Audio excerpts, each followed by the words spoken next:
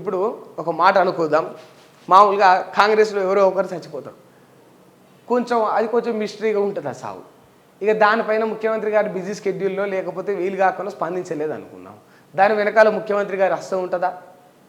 అంటే ప్రతీదీ కూడా నెగిటివిటీగా, ప్రతీదీ కూడా రాజకీయంగా, ప్రతీదీ కూడా కక్షగా తీసుకోవడం వల్ల ప్రజాస్వామ్యం కూని అయిపోతుంది. అక్కడ జనాలకు నమ్మకం ఉండదు. నిజంగా చెప్తా ఉన్నా. నిజంగా అటువంటి పరిస్థితి ఉంటే మీకు నిజంగా అనుమానం, నిజంగా మీ హార్ట్ఫుల్గా మీరు దాన్ని వ్యక్తం చేసిన వాళ్ళైతే చలో ఎంక్వైరీ చేయండి. రాజలింగం మూర్తికి సంబంధించి మీరే విచారణ జరిపించిండ్రు.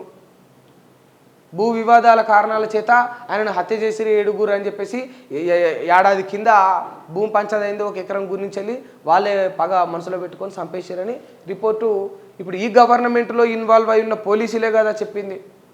లేదు మీకు అది న్యాయబద్ధంగా లేదు, ఆ విచారణ రాజలింగం మూర్తి పైన ఇంకా కూడా ఆయన హత్య పైన మీకు అనుమానం ఉందంటే మళ్ళా ఎంక్వైరీ జరిపించాలి.